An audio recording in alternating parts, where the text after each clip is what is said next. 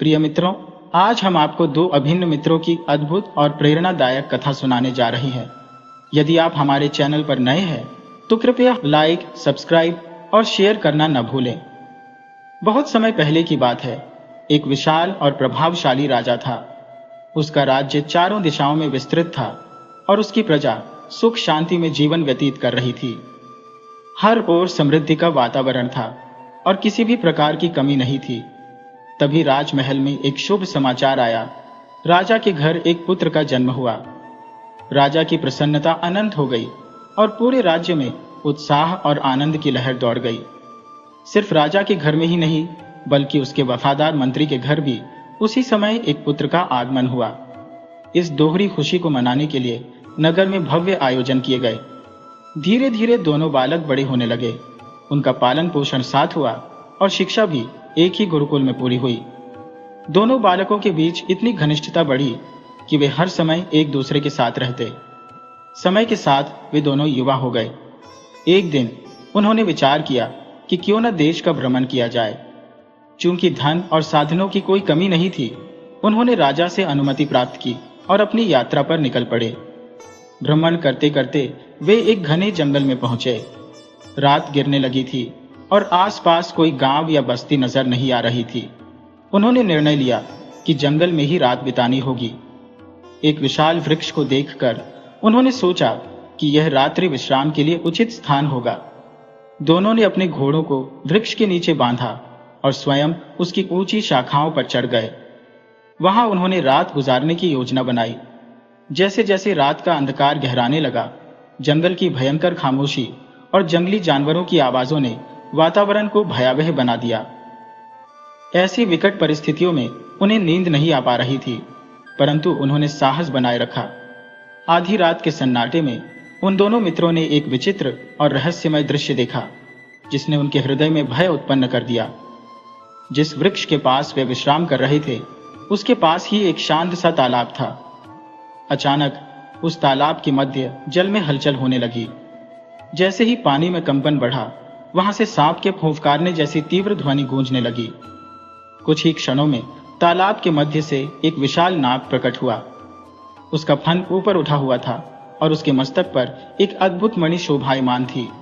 उस मणि से ऐसा प्रकाश प्रस्फुटित हो रहा था जो पूरे वातावरण को प्रकाशित कर रहा था।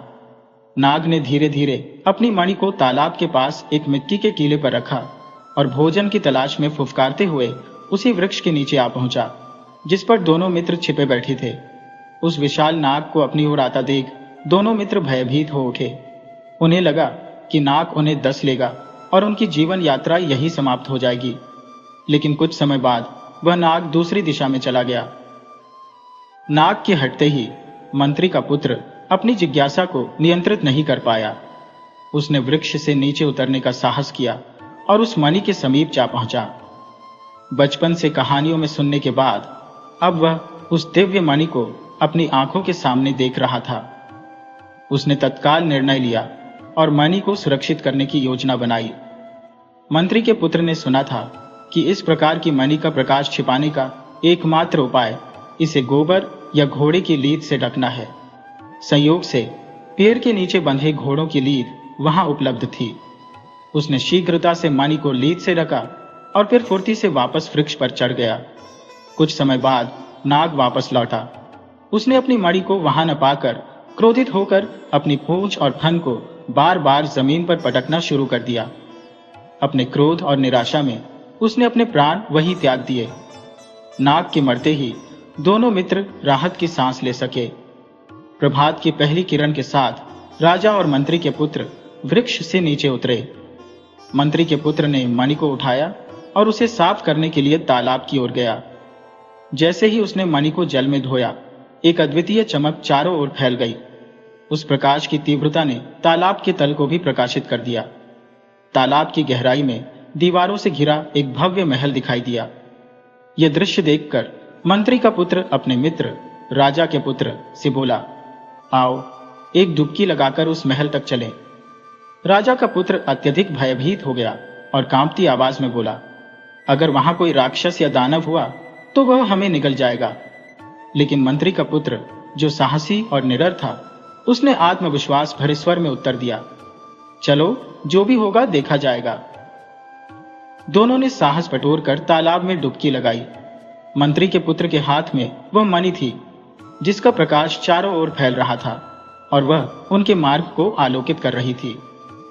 कुछ ही क्षणों में वे तालाब की गहराई में स्थित भव्य महल तक पहुंच गए। महल का मुख्य द्वार खुला हुआ था। उन्होंने भीतर प्रवेश किया, लेकिन वहां किसी भी इंसान का नामो निशान नहीं था। चारों ओर एक अद्वितीय बगीचा फैला हुआ था, जिसमें रंग बिरंगे फूल खिले हुए थे और फलों से लदे वृक्ष वातावरण को मोहक बना रहे थे।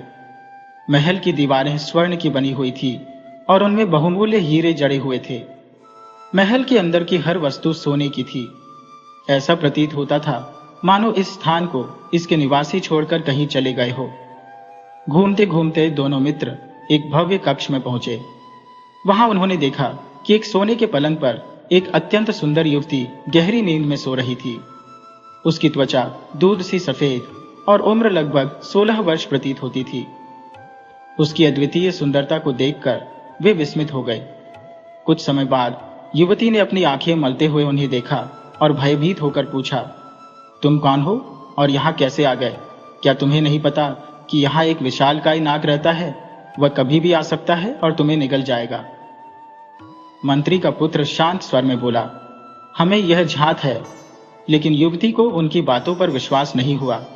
तभी दोनों मित्रों ने एक साथ कहा, हमने उस सांप को देखा था और अब वह जीवित नहीं है। यह सुनकर युवती के चेहरे पर आश्चर्य और राहत का मिश्रित भाव उभरा। वह बिस्तर से उठकर बोली, यह कैसे संभव है? वह नाग जिसने मेरे माता पिता, भाई बहनों, सेवकों और सिपाहियों को निगल लिया, वह अब मर चुका है?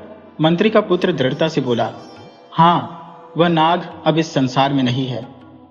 युवती इस समाचार से अत्यधिक प्रसन्न हुई और बार बार उन दोनों का धन्यवाद करने लगी। उसने हाथ जोड़कर विनती की, तुमने मुझे उस दुष्ट नाग से बचाया है, परंतु अब मुझे इस महल में अकेला छोड़कर मत जाओ। दोनों मित्रों ने आश्वासन दिया, हम तुम्हें कभी अकेला नहीं छोड़ेंगे। और इस प्रकार वे दोनों मित्र वहीं रहने लगे, उस अद्भुत महल में, उस युवती के साथ। लड़की जितनी अनुपम सौंदर्य की धनी थी, उतनी ही सौम्य और हृदय स्पर्शी उसका स्वभाव था। कुछ समय बाद राजा के पुत्र ने उसके साथ विवाह कर लिया। कुछ समय के पश्चात राजा के पुत्र ने विचार किया कि अब जबकि विवाह संपन्न हो गया है, क्यों न अपने देश लौट चला जाए। लेकिन वह अपने राज्य में शाही वैभव और भव्यता के साथ प्रवेश करना चाहता था। इस विचार को उसने अपने मित्र मंत्री के पुत्र से शेयर किया। राजा के पुत्र ने कहा, तुम पहले हमारे राज्य जाकर समस्त बातों की जानकारी मेरे पिता को दे देना। फिर हाथी, घोड़े, शाही सेना और पूजा अर्चना के साथ हमारे स्वागत की तैयारी करना। मेरी रानी और मैं राजसी ठाट बाट के साथ चलेंगे। मंत्री के पुत्र ने इसे सहर्ष स्वीकार कर लिया। तय योजना के अनुसार मंत्री का पुत्र तालाब से बाहर जाने की तैयारी में जुट गया। क्योंकि तालाब से बाहर जाने के लिए मणि की आवश्यकता थी, दोनों ने यह निर्णय लिया कि मणि लेकर वे बाहर जाएंगे। इसके पश्चात राजा का पुत्र अपनी पत्नी के साथ महल लौट आएगा और मंत्री का पुत्र अपने राज्य की ओर प्रस्थान करेगा। तय समयानुसार दोनों तालाब से बाहर निकल आए। बाहर पहुंचकर मंत्री के पुत्र ने विदा ली और कहा कि वह कुछ दिनों के भीतर निश्चित तिथि पर लौट आएगा। राजा के पुत्र ने सहमति जताई और मणि लेकर अपनी पत्नी के पास तालाब के भीतर स्थित महल में लौट आया। मंत्री का पुत्र अपने राज्य लौटने के लिए सीधा मार्ग छोड़कर दूसरे मार्ग से गया, जिससे उसे अधिक समय लग गया। अपने राज्य में पहुंचकर वह भव्य तैयारियों में व्यस्त हो गया, जिससे वापसी में विलंब हो गया। उधर निर्जन महल में राजा का पुत्र अत्यंत व्याकुल होकर अपने मित्र की प्रतीक्षा करने लगा। एक दिन जब राजा का पुत्र दोपहर के भोजन के पश्चात गहरी नींद में था, तो उसकी पत्नी की नजर मणि पर पड़ी। उसने सोचा, मैंने कभी तालाब के बाहर की दुनिया नहीं देखी, क्यों न एक बार बाहर जाकर देखा जाए। उसके मन में इस विचार ने स्थान बना लिया कि वह बाहर की दुनिया की झलक ले और राजा के पुत्र के जागने से पहले लौट आए। साहस बटोरकर उसने मणि उठाई और तालाब के मार्ग से बाहर आ गई। बाहर की दुनिया देखकर वह अत्यधिक प्रफुल्लित हुई। तालाब के घाट की सीढ़ियों पर बैठकर उसने स्नान किया। इधर उधर घूमी और फिर महल लौट आई। धीरे धीरे उसका साहस बढ़ने लगा।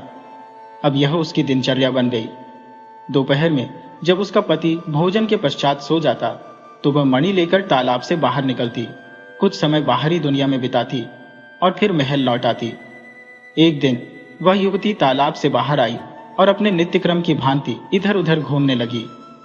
जिस राज्य की सीमा में वह तालाब स्थित था, उसी दिन वहां का राजा अपने पुत्र के साथ शिकार के उद्देश्य से आया हुआ था। राजा और राजकुमार ने तालाब के समीप ही अपना शिविर स्थापित किया। दोपहर के समय जब राजा और उनके साथी भोजन आदि में व्यस्त थे, राजकुमार अकेले घूमते घूमते तालाब के किनारे आ पहुंचा। वहीं पास में एक वृद्धा सूखी लकड़ियां एकत्रित कर रही थी।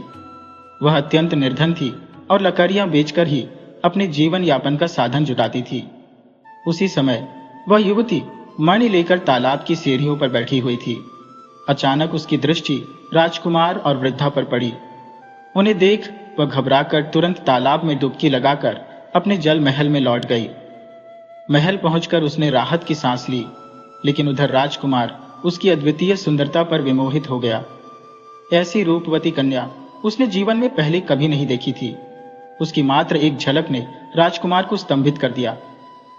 जब वह युवती जल में समा गई तो राजकुमार मानो निर्जीव मूर्ति की भांति तालाब के किनारे खड़ा रह गया। उसके मन में केवल एक विचार बार बार कौंध रहा था, काश यह दिव्य सुंदरता मेरी पत्नी बन जाती।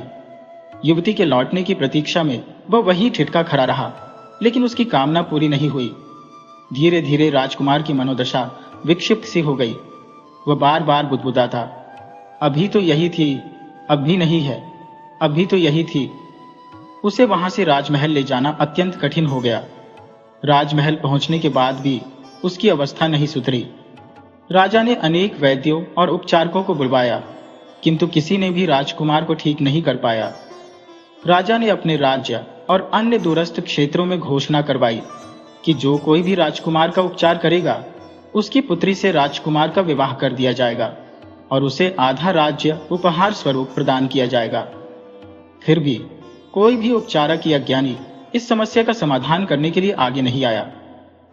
राजकुमार की हालत दिन प्रतिदिन बिगड़ती जा रही थी और राजा अपने संतान के भविष्य तथा राज्य के उत्तराधिकारी को लेकर अत्यंत चिंतित रहने लगा। राजा गहरे निराशा में डूब गए थे कि उनके पुत्र का इलाज कोई नहीं कर सकता। एक दिन एक वृद्धा राज दरबार में आई और कहा, महाराज, मैं आपके राजकुमार को ठीक कर सकती हूँ। राजा ने विस्मय से पूछा, तुम? जब राज्य के जाने माने वैद्य असफल रहे तो तुम कैसे यह दावा कर सकती हो? क्या तुम्हें उसके पागलपन का कारण पता है? वृद्धा बोली, हाँ महाराज, मैं जानती हूँ कि आपके पुत्र की यह दशा क्यों हुई, लेकिन मैं अभी आपको नहीं बताऊंगी। पहले उसे ठीक कर दूंगी, फिर कारण प्रकट करूंगी। राजा ने चिंता भरे स्वर में कहा, तो बताओ, इसमें कितना समय लगेगा? वृद्धा ने उत्तर दिया, महाराज, यह अभी तय नहीं कर सकती, पर यदि आपका सहयोग मिला तो राजकुमार शीघ्र ही स्वस्थ हो जाएगा। राजा ने पूछा, मेरा सहयोग किस प्रकार चाहिए? वृद्धा ने कहा, जिस तालाब के पास आपके पुत्र की यह अवस्था हुई, वहां मेरे लिए एक झोपड़ी बनवा दीजिए। झोपड़ी से 100 कदम की दूरी पर आपके सैनिक छिपकर तैनात रहेंगे और मेरे आदेश का पालन करेंगे। राजा ने उसकी शर्त मान ली और तुरंत तालाब के समीप एक झोपड़ी का निर्माण करवा दिया। सैनिकों को आदेश दिया गया कि वे गुप्त रूप से वहां रहे और बिना वृद्धा के बुलाए तालाब के पास न जाए। वृद्धा ने राजा से कहा, महाराज, एक बात और, आपने वचन दिया है कि जो आपके पुत्र को ठीक करेगा उससे राजकुमार का विवाह होगा, पर मेरी कोई बेटी नहीं है। राजा ने कहा, तो फिर क्या चाहते हो? वृद्धा ने उत्तर दिया, मेरे पुत्र का नाम भोला है, वह आपकी बेटी से विवाह करेगा। राजा चौंके और पूछा, यह कैसा पुत्र है तुम्हारा? वृद्धा ने उत्तर दिया, भोला पागल है, वह कभी कभी घर से भाग जाता है, सिर्फ एक लंगोटी पहनता है और शरीर पर कीचड़ मल लेता है। जब घर लौटता है तो दरवाजे पर खड़े होकर उछल कूद करता है। उसकी बातें कोई नहीं समझ पाता, लेकिन मैं, उसकी माँ, उसे समझती हूँ। राजा ने वृद्धा की शर्त मान ली। तालाब के पास झोपड़ी बन गई और सैनिक 100 कदम दूर तैनात कर दिए गए। अनुचरों को सख्त निर्देश दिए गए कि बिना वृद्धा के बुलावे के तालाब के पास कोई न जाए। वृद्धा ने तालाब पर ध्यान रखना शुरू कर दिया। राजमहल के जलमग्न हिस्से में जहां पुत्र अपनी पत्नी संग मंत्री पुत्र की प्रतीक्षा में समय व्यतीत कर रहा था, वहां किसी को मंत्री पुत्र का कोई अता पता नहीं था। उस दिन की घटना के पश्चात वह लड़की जिसने एक बार तालाब का जल छोड़ा था, उसने फिर से बाहर कदम नहीं रखा। भाग्य के विचित्र खेल को कौन समझ सकता है। दोपहर के भोजन पश्चात जब राजकुमार गहरी निद्रा में डूबा हुआ था, वह लड़की मणि को अपने हाथ में थामे तालाब की सीमा पार कर बाहर निकली। चारों ओर की निर्जनता को परखते हुए उसने सुनिश्चित किया कि आसपास कोई नहीं है। पक्के घाट पर जाकर वह बैठ गई, जबकि एक वृद्धा जो इसी अवसर की प्रतीक्षा में थी, उसे दूर से देख रही थी। जैसे ही वृद्धा ने देखा कि वह लड़की बाहर आ गई है, उसने अवसर का लाभ उठाया। पास आकर वह बोली, हे रूप की रानी, क्या मैं तुम्हारी सेवा में तुम्हें स्नान कराऊं?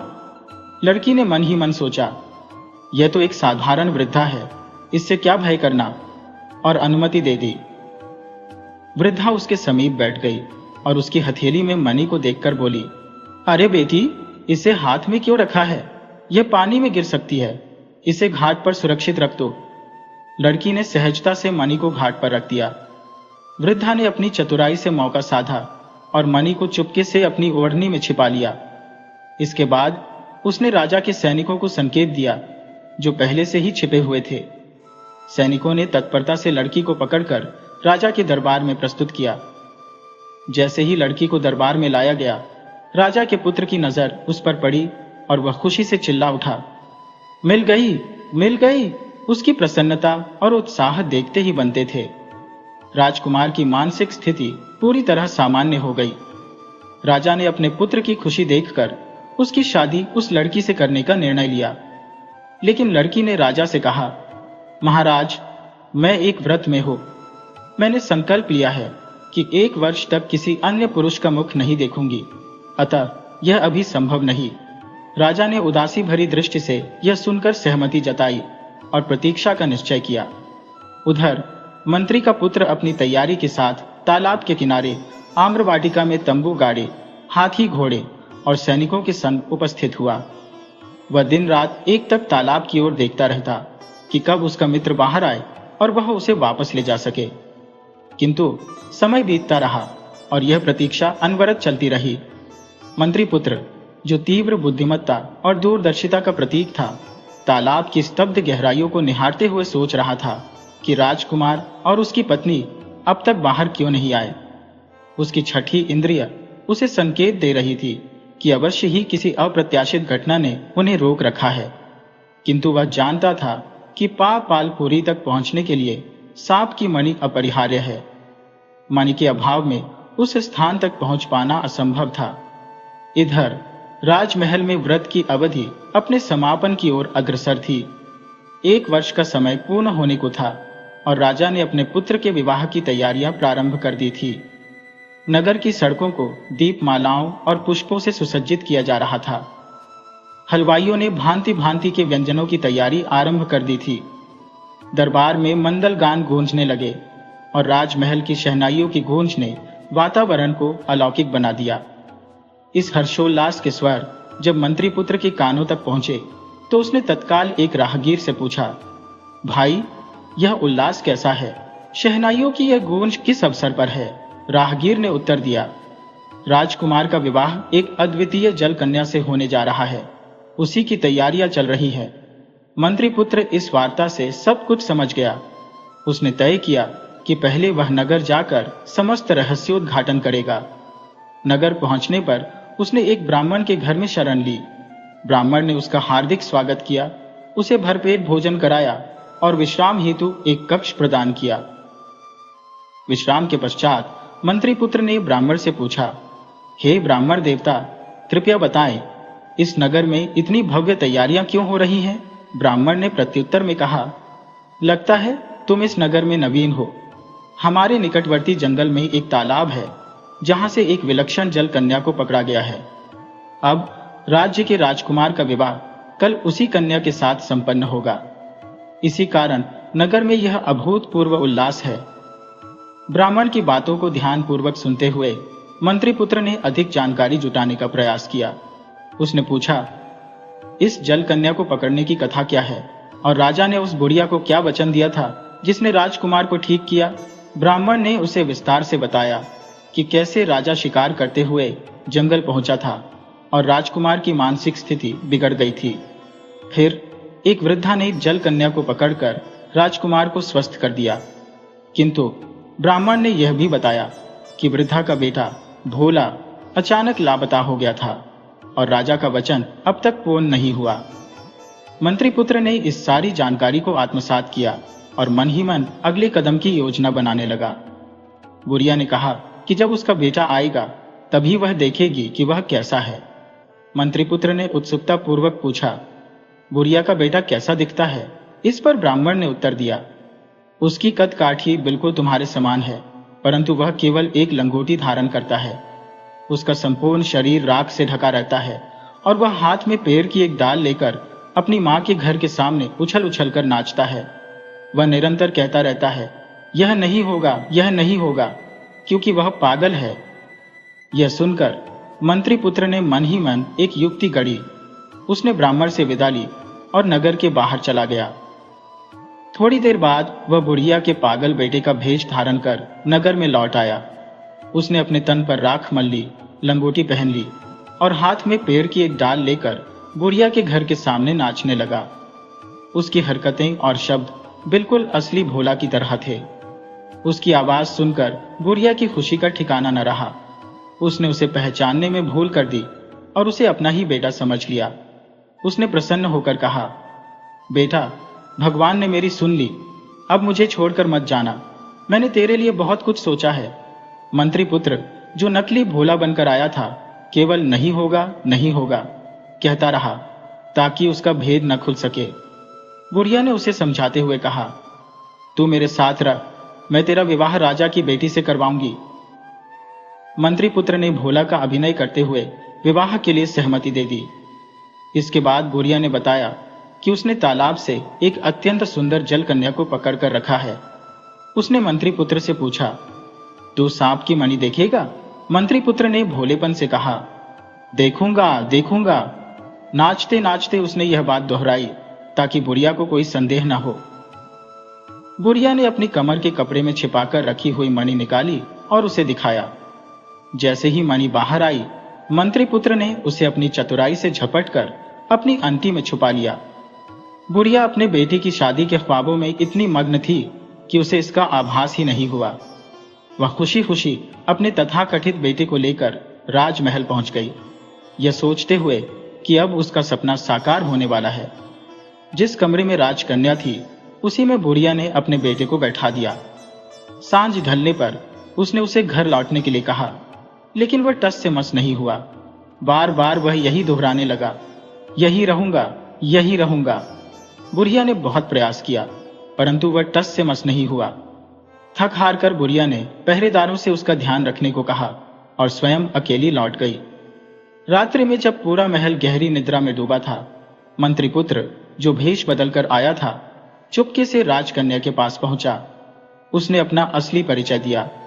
राजकन्या ने आंसुओं से भरी आंखों से प्रार्थना करते हुए कहा, मुझे यहां से ले चलो, मेरा उद्धार करो। मैं विवाहित हूं और दूसरी बार विवाह नहीं कर सकती। मेरी मान्यताएं मुझे बांधती हैं। तालाब में भी लौटना अब संभव नहीं। मंत्री पुत्र ने उसे आश्वस्त किया, चिंता मत करो, मैं तुम्हें यहां से अवश्य मुक्त करूंगा। इस भेष में आने का कारण भी यही है। आज रात ही हमें यहां से निकलना होगा। राजकन्या ने उत्तर दिया, तुम्हारे जैसा रक्षक मेरे लिए और कौन हो सकता है। इसके बाद मंत्री पुत्र ने नकली भोला का अभिनय शुरू कर दिया। वह बार बार खिड़की के बाहर आता और उछल कूद मचाने लगता। पहरेदार पहले तो सतर्क हुए, लेकिन फिर आपस में कहने लगे, ये तो पागल है, इसे छोड़ दो, ये पूरी रात यही करेगा। वे लापरवाह होकर सो गए। मंत्री पुत्र ने इस अवसर का लाभ उठाया। उसने राजकन्या को अपनी पीठ पर बांधकर खिड़की से बाहर निकलने का साहसिक कार्य किया। वे तेजी से तालाब के किनारे पहुंचे। वहां उन्होंने पहले से तैयार की गई योजना के अनुसार राजकन्या को सुरक्षित स्थान पर पहुंचाया। जल्दी जल्दी वह राजकुमार को भी महल से बाहर निकाल लाया। क्योंकि उसने पहले ही हाथी, घोड़े और सैन्य बल को वापस भेज दिया था, वे पैदल ही जंगल की ओर बढ़े। मंत्री पुत्र ने राजकुमार को सारी परिस्थिति समझाई और कहा, हमें शीघ्रता से यह जंगल पार करना होगा। वे दिन रात पैदल चलकर अपने देश की दिशा में बढ़ते रहे। कई दिन बीत गए, लेकिन आबादी का कोई निशान नहीं मिला। भूख और थकान से जूझते हुए उन्होंने अपने धैर्य और साहस को नहीं छोड़ा। एक घने जंगल के बीच एक विशाल वट वृक्ष की छाया में तीनों ने रात बिताने का निर्णय लिया। जंगल इतना विस्तृत और निर्जन था कि मीलों तक कोई बस्ती या गांव का नामो निशान नहीं था। यात्रा की थकान से राजकुमार और उसकी पत्नी राजकुमारी दोनों शीघ्र ही गहरी निद्रा में लीन हो गए। मंत्री पुत्र पहरेदारी के लिए जागता रहा। रात्रि के सन्नाटे में उसकी दृष्टि पेड़ की ऊंची शाखाओं पर बसे एक घोंसले पर पड़ी। वहां एक चिरहा और चिड़िया बैठे आपस में बातचीत कर रहे थे। मंत्री पुत्र ने ध्यान लगाकर उनकी वार्ता सुनी। चिड़िया ने कहा, मंत्री पुत्र ने बड़ी चतुराई से राजकुमार और उसकी पत्नी को संकट से बाहर निकाल तो लिया, लेकिन क्या वे सुरक्षित अपने देश पहुंच पाएंगे? चिड़ा बोला, मैं देख रहा हूं कि उनकी राह में अनेक भयंकर विपत्तियां खड़ी हैं। पहली मुसीबत तब आएगी जब राजा अपने पुत्र को लेने के लिए हाथी भेजेगा। जैसे ही राजकुमार हाथी की पीठ पर चढ़ेगा, वह नीचे गिरकर अपनी जान गंवा देगा। चिड़िया ने पूछा, यदि कोई राजकुमार को हाथी पर चढ़ने से रोक दे तो क्या वह बच जाएगा? चिड़हा उत्तर दिया, हाँ, तब वह इस खतरे से बच जाएगा, परंतु दुर्भाग्य उसका पीछा नहीं छोड़ेगा। दूसरी विपत्ति राजमहल के सिंहद्वार पर उसकी प्रतीक्षा कर रही है। जैसे ही वह द्वार से प्रवेश करेगा, द्वार टूटकर गिर पड़ेगा और उसकी मृत्यु हो जाएगी। चिड़िया ने फिर सवाल किया, यदि कोई पहले से ही सिंहद्वार को गिरा दे तो क्या राजकुमार बच सकेगा? चिड़ा बोला, हाँ, तब वह इस खतरे से भी बच जाएगा, लेकिन उसकी अंतिम विपत्ति भोज के समय आएगी। राजा अपने पुत्र और पुत्रवधू की वापसी के उपलक्ष्य में भव्य भोज का आयोजन करेगा। राजकुमार की थाली में मछली का सिर परोसा जाएगा। जैसे ही वह उसे खाएगा, मछली का सिर उसके गले में अटक जाएगा और उसका अंत हो जाएगा। चिड़िया ने पूछा, और यदि मछली का सिर पहले ही थाली से हटा दिया जाए तो? चिड़ा बोला, तब वह बच जाएगा, परंतु अंतिम रात जब राजकुमार सोने जाएगा तो एक विषैला सर्प उसके पास आएगा और उसे डस लेगा। चिड़िया ने कहा, यदि कोई सर्प को पहले ही मार डाले तो? चिड़ा उत्तर में बोला, यदि ऐसा हुआ तो वह इन सभी विपत्तियों से बच जाएगा। मंत्री पुत्र इन सभी बातों को ध्यानपूर्वक सुनता रहा। इसी बीच चिड़िया ने कहा, लेकिन एक बात ध्यान रखना, यदि कोई इन बातों को सुनकर राजकुमार को बता देगा तो वह स्वयं पत्थर की मूर्ति में परिवर्तित हो जाएगा। यह सुनकर मंत्री पुत्र चिंतन में डूब गया। उसने ठान लिया कि चाहे जो भी हो, वह राजकुमार को इन सभी संकटों से बचाएगा, भले ही उसे स्वयं को दांव पर क्यों न लगाना पड़े। चिड़िया ने बड़ी गंभीरता से कहा, जब वह पत्थर की मूर्ति में परिवर्तित हो जाएगा तब उसका पुनः जीवन कैसे संभव होगा? इस पर चिड़ी ने उत्तर दिया, यदि राजकुमार अपनी पहली संतान का बलिदान कर उसके रक्त को मूर्ति पर अर्पित करेगा, तभी वह पुनः जीवित होगा। सूर्य की पहली किरणों के साथ जब सुबह हुई तो मंत्री के पुत्र ने पूरी रात की यह अनसुनी वार्ता सुन ली थी। यद्यपि उसने सारी बातें ध्यानपूर्वक सुनी, परंतु उसने राजकुमार को कुछ भी नहीं बताया। यात्रा आगे बढ़ाई गई। रास्ते में यह सूचना मिली कि राजा ने अपने पुत्र और पुत्रवधू के स्वागत के लिए हाथी, घोड़े और पालकी भेजी है। मंत्री के पुत्र ने तुरंत निर्णय लिया और कहा, राजकुमार, आप हाथी पर न बैठे, हाथी पर मैं चढ़ूंगा। आप घोड़े की सवारी करें और राजकुमारी को पालकी में बैठा दें। राजकुमार ने यह सुनकर क्रोध को संयमित कर लिया। वह मन ही मन सोचने लगा, इसी मंत्री पुत्र की सहायता से ही मैं अपनी पत्नी सहित लौट रहा हूं। इसे हाथी पर बैठने दो, मैं घोड़े पर ही सही। जब वे नगर के समीप पहुंचे तो नगर का मुख्य द्वार फूलों और रत्नों से सुसज्जित था, लेकिन मंत्री के पुत्र ने हाथी से छलांग लगाकर तत्काल द्वार को ध्वस्त कर दिया। राजकुमार के भीतर क्रोध की लहर उमड़ी, पर उसने कुछ नहीं कहा। नगर का दूसरा द्वार खोला गया और जैसे ही वे प्रवेश कर पाए, वह द्वार भी टूटकर गिर गया, लेकिन इसके बावजूद किसी ने कोई टिप्पणी नहीं की। राजमहल में भव्य भोज का आयोजन किया गया। राजकुमार की थाली में मछली का सिर परोसा गया। तभी मंत्री पुत्र ने फुर्ती से वह मछली का सिर उठाकर अपने मुंह में डाल लिया। यह देखकर राजकुमार को असहजता हुई। वह सोचने लगा कि मंत्री पुत्र ऐसा विचित्र व्यवहार क्यों कर रहा है। फिर भी उसने चुप्पी साधे रखी। भोजन समाप्त होने के बाद मंत्री पुत्र ने राजकुमार से विदा मांगी। उसने कहा, मुझे अब आज्ञा दीजिए ताकि मैं अपने घर लौट सकूं। राजकुमार उसके व्यवहार से आहत था, लेकिन उसने उसे जाने की अनुमति दे दी। हालांकि मंत्री पुत्र घर नहीं गया। वह चुपचाप राजकुमार के कक्ष में जाकर पलंग के नीचे छुप गया। आधी रात के समय जब राजकुमार और राजकुमारी गहरी नींद में थे, तभी उसने देखा कि एक विशाल विषधर फन फैलाए कक्ष में प्रवेश कर रहा है। जैसे ही सर्प ने राजकुमार को डसने की कोशिश की, मंत्री पुत्र ने तलवार से उसे टुकड़े टुकड़े कर दिया। उसने सर्प के अवशेषों को एक पात्र में छुपा दिया। बर्तन के अचानक गिरने की तेज आवाज सुनकर राजकुमार की पत्नी हड़बड़ाकर उठ बैठी। उसकी दृष्टि जैसे ही शयन कक्ष में छिपे मंत्री के पुत्र पर पड़ी, वह भयभीत होकर चिल्लाने लगी। यह शोर सुनते ही राजकुमार भी जाग गया। उसने पलंग के पास रखी तलवार उठाई और मंत्री के पुत्र पर प्रहार करने के लिए तैयार हो गया। मंत्री पुत्र तुरंत हाथ जोड़कर बोला, मित्र, मेरा विश्वास करो, मैं तुम्हें कोई हानि पहुंचाने नहीं आया, बल्कि तुम्हारी रक्षा के लिए यहां था।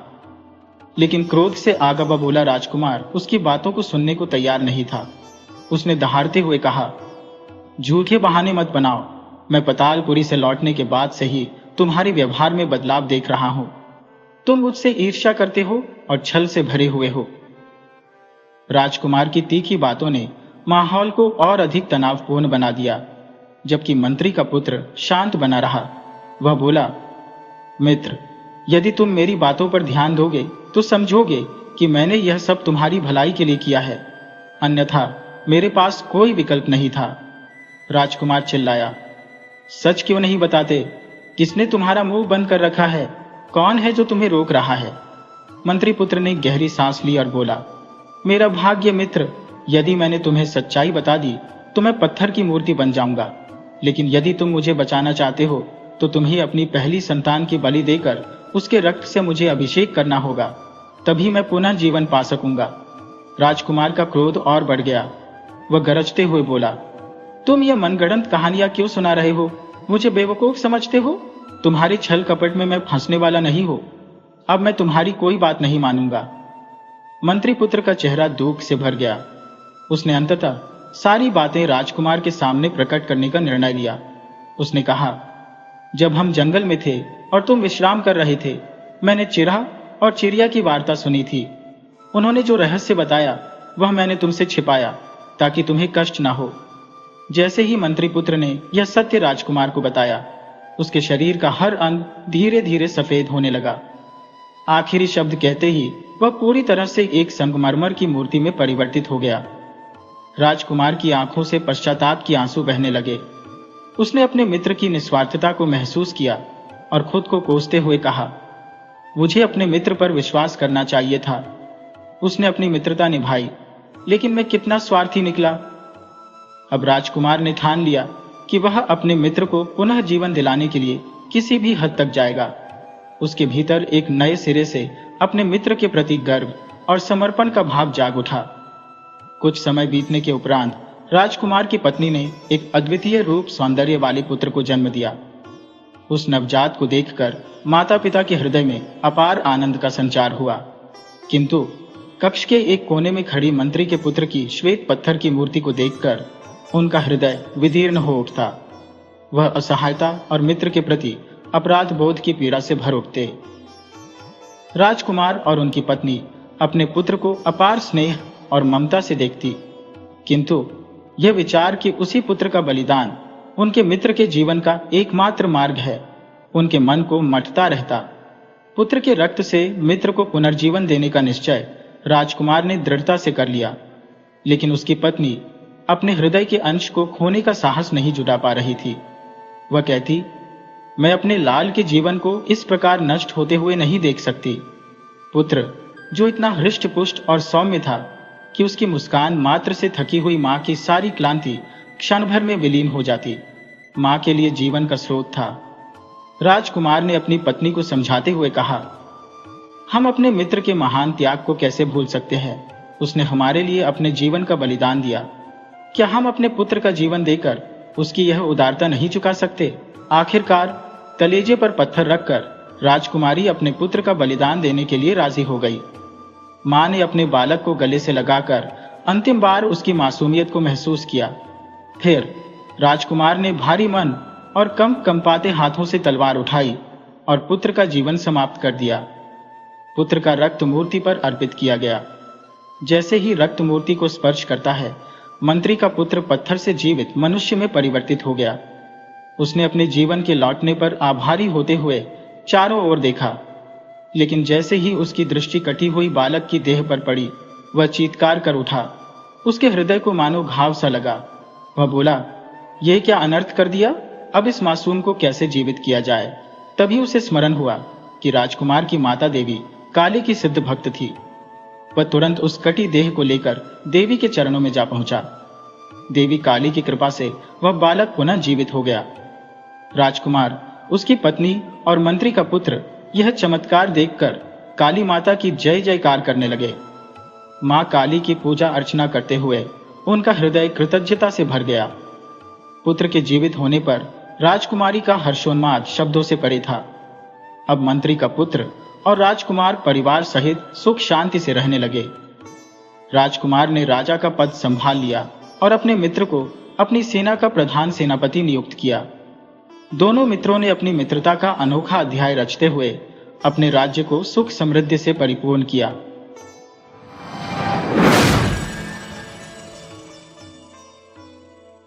एक संपन्न सेठ था, जिसके एकमात्र पुत्र की बारात बड़ी धूमधाम से शादी करके वापस लौट रही थी। वापसी के समय वे एक घने जंगल में विश्राम के लिए रुके। उस जंगल में एक विशाल खेजड़ी का पेड़ था, जिसकी ठंडी छाया में सारी बारात ठहर गई। दुल्हन ने मुंह फेरकर घूंघट हटाया और बैठ गई। संयोगवश उस खेजड़ी के पेड़ पर एक भूत का निवास था। इत्र और फुलेल की सुगंध से महकते दुल्हन के खुले चेहरे को देखकर भूत की आंखें चौंधिया गईं। उसने सोचा, क्या नारी का ऐसा रूप और यौवन भी हो सकता है। भूत सोचने लगा कि क्यों न वह इस दुल्हन के शरीर में प्रवेश कर जाए, परंतु इससे दुल्हन को तकलीफ होगी और वह इसे तकलीफ कैसे दे सकता है। यह सोचकर वह असमंजस में पड़ गया। फिर उसने सोचा, क्यों न वह दूल्हे को पकड़ ले, लेकिन दूल्हे को पकड़ने पर भी दुल्हन का ही मन तड़पेगा। ऐसे विचार पहले कभी भूत के मन में नहीं आए थे। आखिरकार विश्राम पूरा हो गया और बारात चल पड़ी। जब दुल्हन उठकर चलने लगी, सजी धजी दुल्हन एक बैलगाड़ी में चढ़ गई। भूत सोचने लगा, यह दूल्हा कितना भाग्यशाली है, कितना सुखी है। भूत के हृदय में मानो कांटे चुभने लगे और जैसे आग भड़कने लगी। भूत के मन में ऐसी उलझन कभी न हुई थी। बैलगाड़ी की आंखों से अदृश्य होते ही वह मूर्छित हो गया। उधर बैलगाड़ी में बैठे हुए दूल्हे की उलझन भी कुछ कम नहीं थी। 2 घड़ी हो गई मगजमारी करते हुए, परंतु विवाह के खर्चे का हिसाब अभी तक नहीं मिल रहा था। बापू नाराज होंगे क्योंकि खर्च कुछ अधिक हो गया था। दुल्हन बैलगाड़ी से बाहर देखने लगी। उसकी नजर रास्ते में लगे हुए पेड़ों पर पड़ी। दुल्हन बोली, यह पेड़ तो ठेठ गांव वालों की पसंद है। खाने की इच्छा हो तो बताओ, मैं तुम्हें छुहारे खिला दूं, नारियल दे दूं, जी भरकर खाओ। दुल्हन भी ठेठ गांव वाली निकली। वह हट करके बोली, नहीं, मुझे तो बस पेड़ तोड़कर खाने हैं। दूल्हा कहने लगा, तुम्हारी अपनी पसंद है। मेरा तो एक बार मन हुआ कि इन पेड़ों के बदले में अपना 9 लखा हार भी दे दो। दूल्हा कहने लगा, ऐसी बेवकूफी की बातें फिर मत करना, बापू नाराज होंगे। वे रूप की बजाय औरतों के गुण का अधिक आदर करते हैं। दुल्हन मुस्कुराती हुई बोली, अब मालूम हुआ आप बापू के डर से ही हिसाब किताब में उलझे हुए हैं, परंतु सारी बातें अपनी अपनी जगह पर शोभा देती है। विवाह के समय हिसाब किताब में फंसना कहाँ का न्याय है। दूल्हे ने कहा, विवाह होना था सो हो गया, परंतु हिसाब किताब तो अभी बाकी है। विवाह के खर्च का सारा हिसाब किताब संभाल कर ठीक 30 के दिन मुझे व्यापार के लिए प्रदेश जाना है। ऐसा शुभ मुहूर्त फिर 7 बरस तक नहीं आएगा। परंतु गवार दुल्हन को यह शुभ मुहूर्त की बात सुनकर रत्ती भर भी खुशी नहीं हुई। पति प्रदेश चला जाएगा, यह बात सुनते ही उसके मन का स्वाद बिगड़ गया, जैसे कोई दिल को दबाकर खून निचोड़ रहा था। यह कैसी अनहोनी बात सुनी। उसे विश्वास ही नहीं हुआ। फिर पूछा, क्या कहा आपने? व्यापार की खातिर प्रदेश जाएंगे? दूल्हा गर्व भरे स्वर में बोला, इसमें क्या शक है, तुम खुद अपनी आंखों से देख लेना, हीरे मोतियों के ढेर लगे हैं, परंतु दौलत दिन दूनी रात चौगुनी नहीं बढ़ती रहे तभी अच्छा है। व्यापार तो बनिए का पहला धर्म है, अभी तो दौलत बहुत बढ़ानी है, ऐसा बढ़िया मुहूर्त कैसे छोड़ा जा सकता है। दुल्हन ने फिर कोई बात नहीं की। बात करने से मतलब भी क्या था? एक एक करके सारे पेड़ों का जिक्र करते हुए दुल्हन सोचने लगी कि इस पति के भरोसे पर वह माँ बाप का आंगन छोड़कर आई है। यह तो ठीक तीज के दिन शुभ मुहूर्त की बेला में व्यापार करने के लिए परदेश जाना चाहता है। दूल्हा अपने हिसाब में डूबा था, दुल्हन अपने ख्यालों में गोता लगा रही थी और बैल अपनी चाल में मग्न थे। चलते चलते बारात अपनी मंजिल पर पहुंची। आखिरकार सेठ की हवेली के सामने बारात आकर रुकी। गाजे बाजे और ढोल नगारों के साथ दुल्हन का स्वागत हुआ। शाम को हवेली में घी के दिए जलाए गए। रात्रि के दूसरे पहर में दूल्हा हवेली में आया और आते ही दुल्हन को नसीहत देने लगा कि घर की इज्जत का पूरा ध्यान रखे, सास ससुर की सेवा करे। देखते ही देखते 5 साल गुजर जाएंगे, फिर किस बात की कमी होगी। नसीहत की इन अनमोल बातों को दुल्हन चुपचाप सुनती रही। इधर जंगल में बेहोशी की हालत में पड़ा भूत जब होश में आया तो उसने चारों तरफ देखा। चारों ओर सुनसान जंगल ही था। यह सब दुल्हन के चेहरे का जादू था। उधर दुल्हन का पति उस यौवन से मुंह मोड़कर परदेश की राह पर चल पड़ा। उसने एक पोटली में हीरे मोती बांध ली और जाते हुए वह उसी खेजड़ी के पेड़ के पास से गुजरा। भूत ने उसे तुरंत पहचान लिया। आदमी का रूप धरकर उससे राम राम किया और पूछा, भाई, अभी तो विवाह के मांगलिक धागे भी नहीं खुले, इतनी जल्दी कहाँ चल दिए? सेठ के लड़के ने कहा, क्यों, मांगलिक धागे क्या परदेश में नहीं खुलते? भूत काफी देर तक उसके साथ चलता रहा। सारी बातें जान ली कि वह 5 साल के लिए परदेश में व्यापार करेगा। अगर यह मुहूर्त चूक गया तो अगले 7 साल तक ऐसा बढ़िया मुहूर्त हाथ नहीं लगेगा। सेठ के लड़के की बोलचाल और स्वभाव को गौर से देखने के बाद भूत ने अपनी राह ली। मन ही मन में सोचने लगा कि सेठ के लड़के का रूप धरकर सवेरे ही सेठ की हवेली पर पहुंचा जाए तो 5 साल तक कोई पूछने वाला नहीं है। यह तो उम्दा मौका है। फिर उसने एक पल की देर भी नहीं की। हूबहू सेठ के लड़के का रूप धरकर वह गांव की तरफ चल पड़ा। मन में खुशी की सीमा न थी। वह सीधा हवेली न जाकर पहले सेठ की दुकान पर पहुंचा। हिसाब किताब करते हुए सेठ ने बेटे को देखा, तब भी उसका मन नहीं माना। परदेश के लिए गया हुआ बेटा वापस कैसे आ सकता है? आज तक उसने कभी मेरी बात नहीं टाली। बापू के होठों पर आती हुई बात को बेटा बगैर कहे ही समझ गया। हाथ जोड़कर बोला, आप मेरी बात पहले सुन लें। व्यापार के लिए सलाह मशवरा करने के लिए ही मैं वापस आया हूं। अगर आपकी मर्जी नहीं होगी तो घर बगैर गए ही मैं वापस मुड़ जाऊंगा। रास्ते में समाधि लगाए हुए एक महात्मा के दर्शन हो गए थे। उनके सारे शरीर पर दीमक लगी हुई थी। मैंने सफाई की, दीमक हटाई, कुएं से पानी निकालकर उन्हें नहलाया, पानी पिलाया, खाना खिलाया। तब महात्मा ने खुश होकर वरदान दिया कि सवेरे पलंग से नीचे उतरते ही मुझे रोजाना 5 मुहूर्त प्राप्त होंगे। परदेश जाने के विचार से वह वरदान खत्म हो जाएगा। अब आप जो आज्ञा दें मैं वही करूंगा। सेठ खुशी खुशी उसकी बात मान गया। सेठ के साथ सेठानी भी बहुत खुश हुई। इकलौता बेटा आंखों के सामने रहेगा। दुल्हन को खुशी के साथ साथ आश्चर्य और गर्व भी हुआ कि भला यह रूप छोड़कर कौन परदेश जा सकता है। दुकान का हिसाब किताब और भोजन करने के बाद पति रात के समय हवेली में आकर सो गया। दुल्हन बिना किसी संकोच के उसके पास आकर बैठ गई।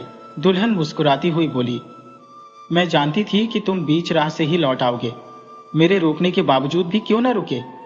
आखिर मेरी मनौती सच हुई ना? यह बात सुनते ही पति के मन में बवंडर सा उठा। इस पवित्र दूध में कीचड़ कैसे मिलाए? इसको छल से बढ़कर कोई पाप नहीं होगा। यह तो मुझे असली पति मानकर खुश हो रही है। सोचने लगा कि चेहरे से क्या होता है। अगर वह सच्चा पति होता तो व्यापार के लालच में औरत को छोड़कर क्यों जाता?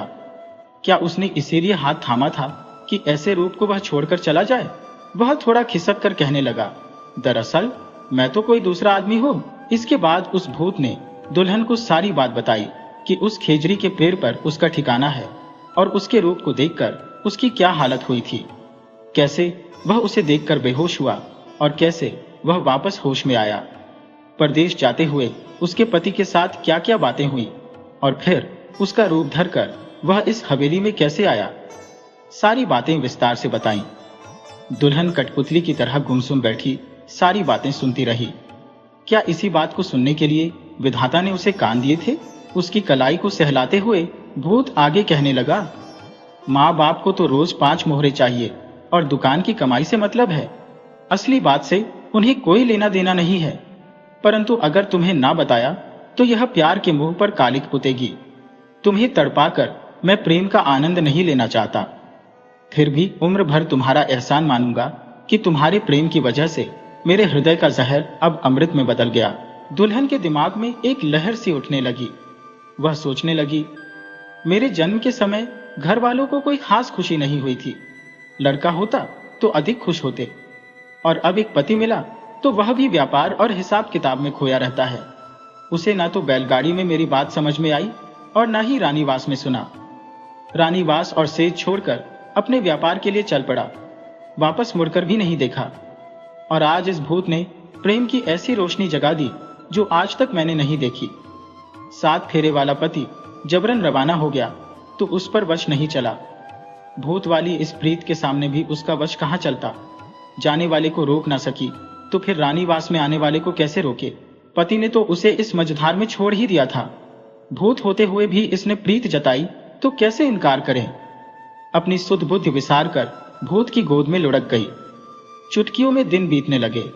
व्यापार खूब बढ़ा, लेन देन खूब बढ़ा। माँ बाप खुश थे। सारा इलाका सेठ के लड़के से बेहद खुश था। बस उसमें एक ही कमी थी कि सेठ के लड़के का पत्र आता तो वह फाड़कर फेंक देता, वापस कोई जवाब ना देता। इस आनंद और यश के बीच में देखते ही देखते 3 बरस बीत गए। भूत भी उस हवेली में रम गया था जैसे सेठ का सगा बेटा ही हो। बहू भी रानीवास के नशे में विभोर थी। इसी बीच बहू के गर्भवती होने की खुशखबरी सेठ को मिली। सेठ फूला ना समाया। दिन घोड़े की गति से बीतने लगे। 5 महीने बीते, 7 महीने पूरे हुए और फिर 9वां महीना भी चालू हो गया। बहू दिन भर रानीवास में सोई रहती और उसकी दासियां 8 पहर हाजिर रहती। इधर सेठ के असली बेटे का भी हाल सुनिए। वह परदेश में दौलत इकट्ठी कर रहा था। सोचता था बापू बेहद खुश होंगे। बीच बीच में आसपास के व्यापारी उससे मिलते रहते थे। उसे वहां पाकर वे बहुत ही आश्चर्यचकित होते। एक दफा एक व्यापारी ने पूछ ही लिया कि वह गांव से कब वापस आया। यह सुनकर उसे कम आश्चर्य नहीं हुआ। जवाब दिया कि उसने तो अभी तक गांव की तरफ मुंह भी नहीं किया। क्या वे पागल तो नहीं हो गए? व्यापारी जोर देकर कहने लगा और विस्तार से सारी बात बताई, परंतु उसे फिर भी विश्वास नहीं हुआ। वह सोचता था कि यह सब लोग उसके व्यापार से जलते हैं, इसीलिए ऐसी बातें करते हैं। परंतु एक दिन सवेरे सवेरे की बात है, एक भरोसेमंद पड़ोसी ने आकर उसे खबर दी कि बहू को बच्चा होने वाला है। सेठ का लड़का बोला, अगर ऐसी बात होती तो घर वाले मुझे जरूर खबर देते। मैंने 5-7 चिट्ठियां तो लिखी ही थी, परंतु एक का भी जवाब नहीं आया। पड़ोसी ने कहा, भले आदमी, जरा सोचो तो सही कि घर वाले खबर क्यों करते और किसको करते। उनका लड़का तो बीच राह से तीसरे दिन ही वापस आ गया था। एक महात्मा के दिए हुए मंत्र से सेठ जी को रोजाना 5 मोहरे देता है। हवेली पर तो राम की मेहर है, रानीवास में घी के दिए जलते हैं। हाँ, अब मालूम हुआ कि आपकी शक्ल हूबहू सेठ के लड़के से मिलती है। विधाता का खेल है, खुद सेठ जी देखे तो पहचान ना सके। अब बातचीत करने पर मालूम हुआ कि आपकी शक्ल तो जरूर मिलती है, परंतु आप कोई दूसरे हैं। भला मैं दूसरा कैसे हुआ? अब लगता है कि कल परसों ही जाना पड़ेगा। सेठ के लड़के ने अपना धंधा समेटा, मुनीम को सारा हिसाब किताब समझाया और अपने गांव की तरफ चल पड़ा। वही जेठ का महीना था, लू चल रही थी। रास्ते में उसने सोचा, क्या जाता है, कौन से पैसे लगते हैं, पके हुए निर्णयों में ढालूंगा। आंगन में औरतों का जमघट लगा हुआ था। सेठ सेठानी घबराए हुए मनोयोग रहे थे। भूत वाला पति ऊपर रानीवास के दरवाजे पर खड़ा था, एकदम उदास। बहू अपने कमरे में थी, जहां वह प्रसव पीड़ा से जूझ रही थी। असली पति बेहिचक आंगन में आ खड़ा हुआ, कंधे पर ढाल का अंगोछा लटक रहा था। माँ बाप के चरणों में शीश नवाकर प्रणाम किया। माँ बाप सोचने लगे, यह क्या माजरा है, हूबहू बेटे से शक्ल मिलती है। जरूर यह दौलत के नशे में कोई मायावी तो नहीं आ गया। आंगन में बैठी औरतें चिल्ला उठी, हाय दैया, एक ही शक्ल के दो पति, कौन सच्चा कौन झूठा, ये कैसा तमाशा है। कोई इधर भागी कोई उधर भागी। असली पति को जब पता चला कि उसकी पत्नी गर्भवती है तो सुनी हुई खबर सच्ची निकली। ऐसा छल किसने किया, कैसे हो इसकी पहचान। अचानक ऊपर रानीवास के दरवाजे पर खड़े युवक पर उसकी नजर पड़ी। यह तो वास्तव में ही हूबहू उसका हमशक्ल है। मायावी के छल का कौन मुकाबला कर सकता है। बापू के मुंह की ओर देखता हुआ असली पति बोला, मैं 4 साल से दूर परदेश में था, फिर भी समझ में नहीं आता कि बहू गर्भवती कैसे हुई। तुम्हें तो कुछ अक्ल से काम लेना था। सेठ ने मन ही मन सारा हिसाब लगाया और बोला, तू है कौन। मेरा लड़का तो तीसरे ही दिन वापस आ गया था, तू जरूर कोई मायावी है। लड़का बोला, 4 साल तक बेशुमार कमाई की और तब परदेश से वापस आया हूं। इसमें माया रचने की कौन सी बात है, तुम्ही ने जबरदस्ती भेजा था। सेठ ने कहा, नहीं चाहिए मुझे तेरी कमाई। तू मुझे कमाई का लालच दिखाता है। जिस राह आया है उसी राह सीधे सीधे चलता बन, वरना तेरी खैर नहीं है। बापू का तो दिमाग फिर गया लगता है। उसने माँ के मुंह की ओर देखकर कहा, माँ, क्या तू भी अपनी कोख के बेटे को नहीं पहचानती। माँ इस सवाल का क्या जवाब देती। उसकी जुबान मानो तालू से चिपक गई हो। माँ ने कुछ जवाब नहीं दिया तो बेटा भी असमंजस में पड़ गया। अचानक उसे ढाल वाली बात याद आ गई। कांपते हाथों से तुरंत अंगोछा खोला और बापू से कहने लगा, बहू को उस दिन के ढालहों की बात पूछो, वह सारा किस्सा बता देगी। सेठ को गुस्सा आया, बोला, पागल कहीं का, यह समय ढालहों की बात पूछने का है। बहू मौत से जूझ रही है और तुझे ढाल की पड़ी है। भार में जाए, तेरे ढालूंगा, हाथों से तोड़कर ढालूंगा। हो जाए यहां से, वरना इतने जूते पड़ेंगे कि गिनने वाला भी कोई नहीं मिलेगा। बेटे ने कहा, बाप के जूतों की अब कोई परवाह नहीं, परंतु सचमुच मैंने उस दिन बैलगाड़ी में यही बात कही थी।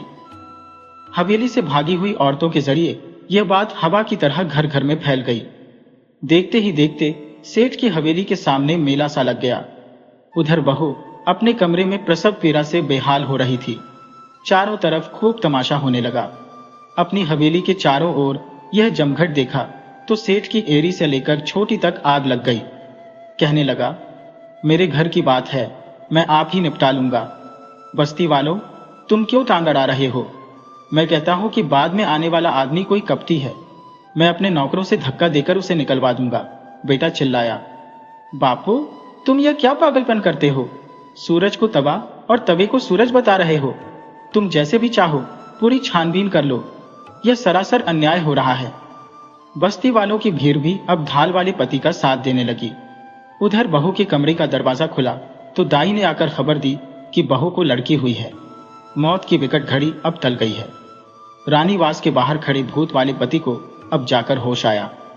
होश में आते ही उसे भनक पड़ी कि क्या माजरा चल रहा है, ये कैसी मुसीबत आन पड़ी है। दूसरी तरफ बस्ती वालों की भीड़ अब ढालूंगा, सेठ जी, अब दूध का दूध और पानी का पानी होना चाहिए। यह आदमी बड़बड़ कर कहता है कि बहू से ढाल वाली बात पूछो, तो इसमें हर्ज ही क्या है। कुछ औरतें बहू के कमरे में गईं और उससे ढालूंगा हुई बाहर आईं। उन्होंने कहा, ऐसी बातों में औरतें सच नहीं बोलती, हमें तो दूध में कुछ काला लगता है। आखिरकार फैसला यह हुआ कि दोनों को राजा के पास ले जाया जाए और राजा ही इस बात का न्याय करेंगे। भीड़ उन्हें साथ ले जाने को तैयार हुई।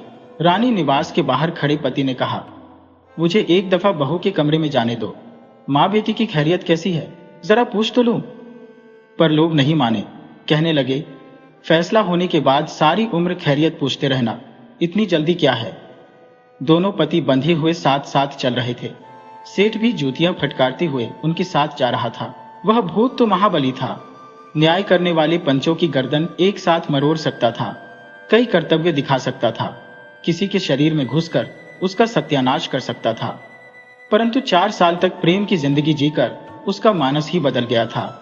भीड़ का बवंडर राजा के पास न्याय की खातिर तेजी से आगे बढ़ रहा था कि बीच राह में ही उन्हें भेड़े चराता हुआ एक गडरिया मिल गया।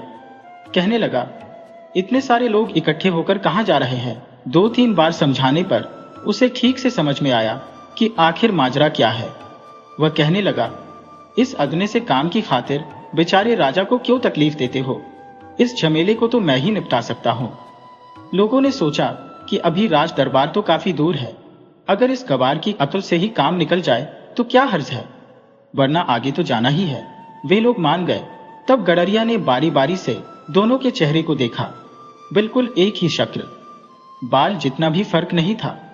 दोनों की रस्सियां खोलते हुए वह कहने लगा, भले आदमियों, इन्हें इस तरह बांधने की क्या जरूरत थी? इस भीड़ से बचकर यह कहां जाते? फिर मुखिया की तरफ देखकर पूछा, ये गूंगे बहरे तो नहीं है? मुखिया ने कहा, नहीं, ये तो बिल्कुल गूंगे बहरे नहीं है, बेधड़क बोलते हैं। रस्सी को समेटते हुए गडरिया कहने लगा, समझ गया, बोलना जानते हैं, पर साथ ही साथ झूठ बोलना भी सीख गए हैं। पर कोई बात नहीं, सच को बाहर निकालना तो मेरे बाएं हाथ का खेल है। गले में लाठी घुसेड़कर हाथों में फंसा हुआ सच भी मैं बाहर निकाल लेता हूं। देर किस बात की है? बोलो, किसके गले में यह डंडा घुसेड़े? जो पहले मुंह खोलेगा वह सच्चा होगा। वह भूतों के छलबल में तो उस्ताद था, पर इंसानों के कपट की उसे लेश मात्र भी जानकारी नहीं थी। इंसान की जुबान से निकली हुई हर बात को वह सही मानता था।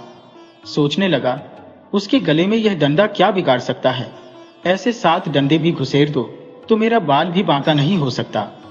वह तुरंत मुंह फाड़ ही नजर आया और सेठ के लड़के ने होठ भी नहीं खोले।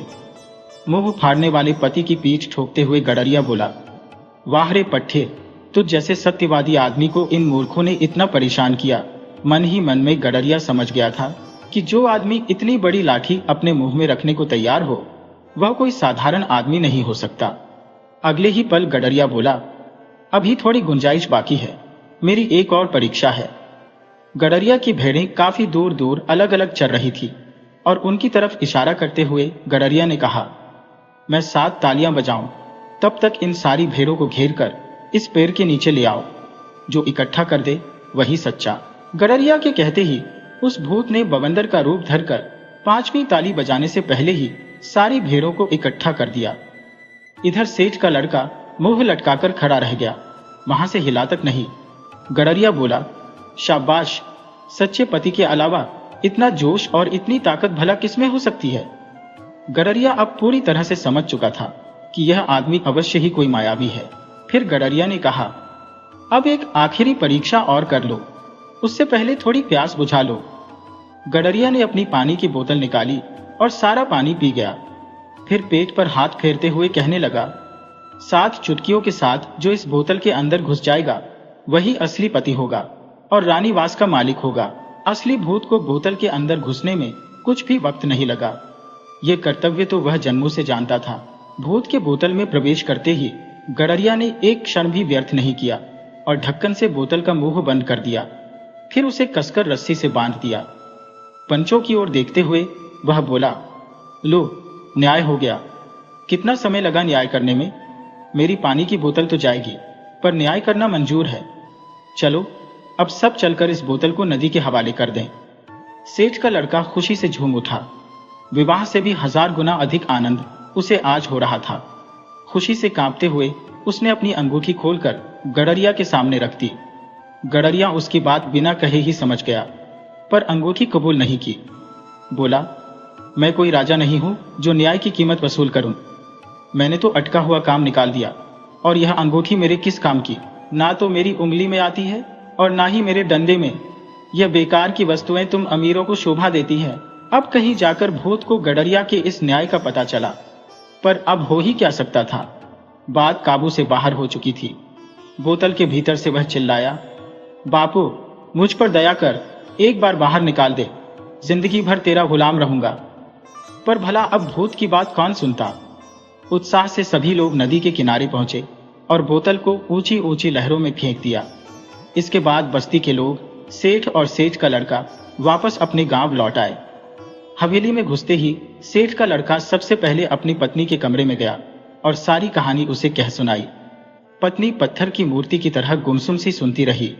दिल की भड़ास निकालने के बाद पति ने कहा, पर तुम इस कदर परेशानी में क्यों पड़ गई? जन्म देने वाले माँ बाप भी जब नहीं पहचान सके तो तुम भला कैसे पहचानती? इसमें तुम्हारी कोई गलती नहीं है। बोतल में घुसने के बाद वह भूत बहुत ही रोया। इस घटना के बाद पत्नी ने कभी वापस उस भूत का जिक्र तक नहीं किया। सेठ, सेठानी और उसका पति जो कहते वह करती। सास जो आज्ञा देती उसका पालन करती।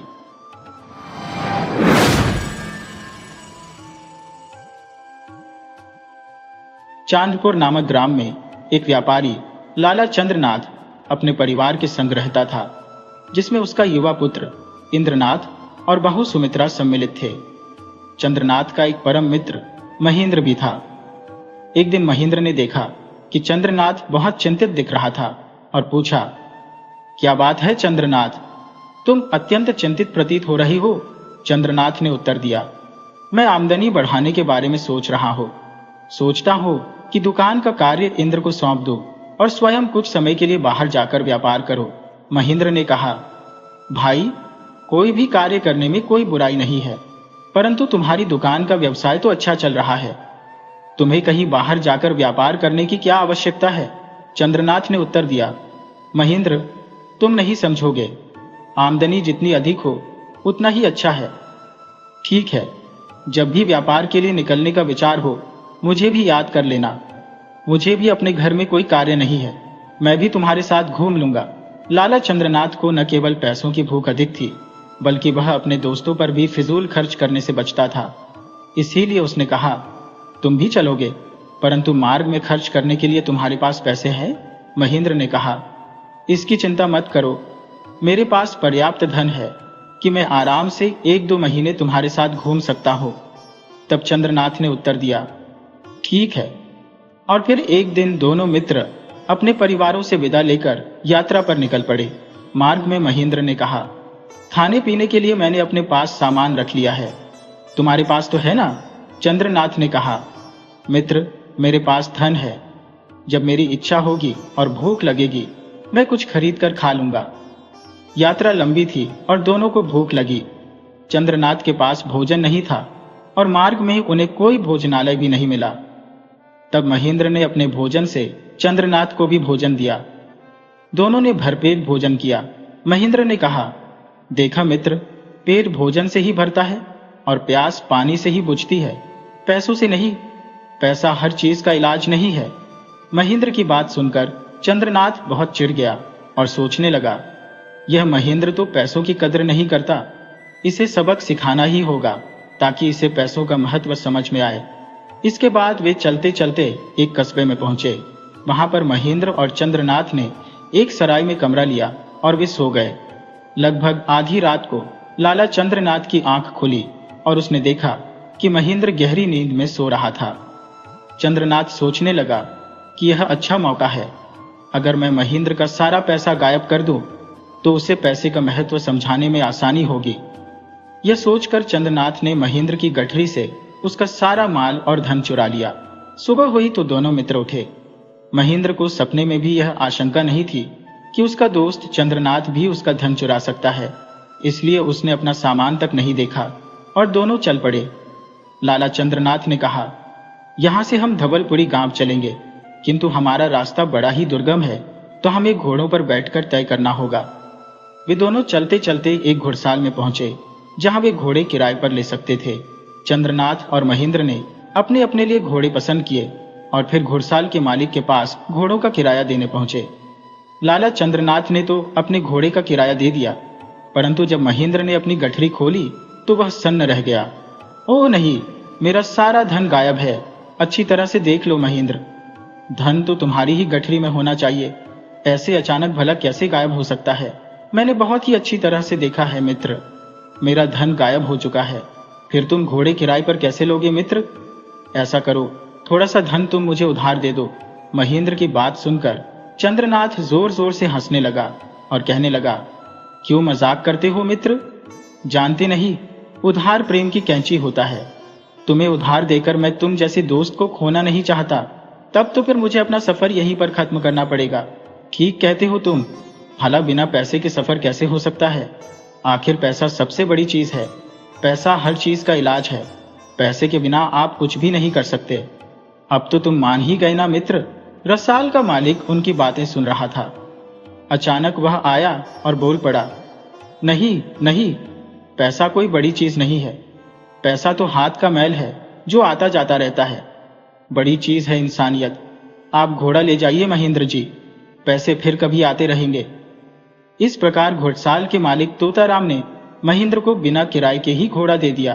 तब महेंद्र ने कहा, देख लिया चंद्रनाथ, पैसा सबसे बड़ी चीज नहीं होता, पैसे से बड़ी चीज है इंसानियत। पैसा हर चीज का इलाज नहीं है। चंद्रनाथ एक बार फिर से मन ही मन सोचने लगा। उफ, ये फिर से मुझे उपदेश देने लगा। 3-4 घंटों के बेहद उबड़ खाबड़ रास्तों से चलकर वे दोनों धवलगिरी गांव में पहुंचे, जहां चारों ओर सुगंध का साम्राज्य था। चंद्रनाथ ने कहा, यह जगह वास्तव में सुगंधों का प्रदेश है। यहाँ पर घर घर में इत्र बनाने का काम पूरे जोर शोर से किया जाता है, और यहाँ पर आने का मेरा उद्देश्य भी यही है कि इत्र का व्यापार करके ढेर सारा धन कमाऊं। फिर वे दोनों वहां के प्रसिद्ध इत्र के व्यापारी के पास गए और वहां पर चंद्रनाथ ने काफी मात्रा में इत्र खरीद लिया। इसके बाद चंद्रनाथ ने कहा, चलो कहीं चलकर कुछ खा पी लिया जाए। महेंद्र ने कहा, मेरे पास तो आज के लिए भोजन है, मैं वही भोजन करूंगा। तो ठीक है, तुम अपना बासी भोजन करो, मैं कहीं भोजनालय में जाकर ताजा और स्वादिष्ट भोजन करके आता हूं। महेंद्र को वहीं पर छोड़कर लाला चंद्रनाथ किसी भोजनालय की खोज में चल पड़ा। उसने एक भोजनालय में छप कर भोजन किया और उसके बाद जब वह भोजनालय से निकला, अचानक उसके पेट में तेज दर्द होने लगा। दर्द के मारे तड़पता हुआ चंद्रनाथ वहीं बीच रास्ते पर लेट गया। तभी एक युवक उसके पास आया और पूछने लगा, क्या हुआ श्रीमान आपको? बेटा, मेरे पेट में बहुत दर्द हो रहा है और मेरी जान निकली जा रही है। मुझे किसी अच्छे वैद्य के पास ले चलो। मेरे पास पैसा है, मैं पैसा देकर वैद्य से अपना इलाज करवा लूंगा। वह युवक चंद्रनाथ को सहारा देकर एक वैद्य के घर ले गया। वैद्य ने चंद्रनाथ से कहा, तुम्हें कम से कम 1 माह तक पूरी तरह से आराम करना पड़ेगा। 1 माह तक? मगर मैं इतने समय तक आराम नहीं कर सकता। वैद्यराज, मुझे तो बस आज ही अच्छा कर दीजिए। आप जितना भी पैसा चाहेंगे मैं खर्च करने को तैयार हूँ। कीमती से कीमती और महंगी से महंगी दवाएं भी मैं खरीदने को तैयार हूँ। वैद्य ने कहा, श्रीमान जी, मैं एक वैद्य हूँ, कोई जादूगर नहीं जो जादू की छड़ी घुमाकर आपको ठीक कर दूंगा। आप बीमार हैं और आपको पूरी तरह से स्वस्थ होने के लिए 1 माह तक पूर्ण आराम करना ही पड़ेगा। किंतु वैद्य जी, यदि मैं आराम के चक्कर में पड़ गया तो मेरा लाखों का नुकसान हो जाएगा। क्या यह आराम की जरूरत 1 हफ्ते के लिए टल नहीं सकती? क्योंकि मैं व्यापार के लिए ढेर सारा इत्र खरीद चुका हूं। उस इत्र को बेचने के लिए मुझे एक दूसरे शहर में जाना होगा। चंद्रनाथ अपने नुकसान की बड़ा चढ़ाकर दुहाई देते हुए वैद्यराज को समझाने लगा। बस 1 हफ्ते, सिर्फ 1 हफ्ते, मैं ठीक ठाक रहूं, कुछ ऐसी दवाएं दे दीजिए। 1 हफ्ते के बाद मैं 1 माह तो क्या 10 माह तक भी आराम कर लूंगा। ठीक है श्रीमान, मैं तुम्हें दवाएं दे रहा हूं। वैद्य ने कहा, किंतु एक बात का ध्यान रखना, अकेले यात्रा मत करना। कोई ना कोई सेवक या मित्र अवश्य तुम्हारे साथ रहे, क्योंकि यदि तुम्हारा स्वास्थ्य मार्ग में कहीं बिगड़ गया तो तुम्हारा पैसा तुम्हारे किसी काम नहीं आएगा। तब कोई स्वामी भक्त सेवक या मित्र ही तुम्हारी जान बचा सकता है। और फिर वैद्यराज ने वक्ती तौर पर आराम पहुंचाने वाली 1 हफ्ते की दवाई देकर चंद्रनाथ को विदा कर दिया। वैद्यराज के वहां से निकलकर चंद्रनाथ सीधे उसी स्थान पर पहुंचा जहां उसने महेंद्र को छोड़ा था। महेंद्र के पास पैसे खत्म हो चुके थे, इसलिए वह वापस जाने की तैयारी कर रहा था। लाला चंद्रनाथ ने कहा, नहीं नहीं मित्र, तुम वापस मत जाओ। हम दोनों साथ साथ यात्रा पर निकले थे और साथ साथ ही लौटेंगे। मैं तुम्हारे साथ हूं, तुम्हें धन की जब भी आवश्यकता होगी मुझसे ले लेना। महेंद्र ने कहा, परंतु तुम तो कहते थे कि उधार प्रेम की कैंची होता है। अरे, वह सब तो मजाक की बात थी महेंद्र, लाला चंद्रनाथ ने हंसते हुए कहा। जैसे तैसे लाला चंद्रनाथ ने अपने मित्र महेंद्र को अपने साथ रहने के लिए मना लिया और फिर वे दोनों एक बैलगाड़ी पर बैठकर आगे की यात्रा करने लगे। वे दोनों कोटायम नामक एक शहर में पहुंचे। अपनी यात्रा के दौरान उन्हें एक बार फिर से एक सराय में ठहरना पड़ा, जहां पर लाला चंद्रनाथ की तबीयत एक बार फिर से बिगड़ने लगी। उसे साफ नजर आया कि वह अब ज्यादा भाग दौड़ नहीं कर सकता। इसीलिए उसने महेंद्र से कहा, महेंद्र, मेरे दोस्त, मेरी तबीयत खराब हो रही है, दिल बैठा जा रहा है। अब मुझे यहीं पर छोड़कर तुम्हें सामान बेचने जाना होगा। महेंद्र ने कहा, किंतु मैं तो इस व्यापार के बारे में कुछ नहीं जानता चंद्रनाथ, वह सब मैं तुम्हें समझा दूंगा। चंद्रनाथ ने समझाया, मैं तुम्हें व्यापारियों के पते भी दूंगा और अपने लाभ में तुम्हें 10% का भाग भी दूंगा।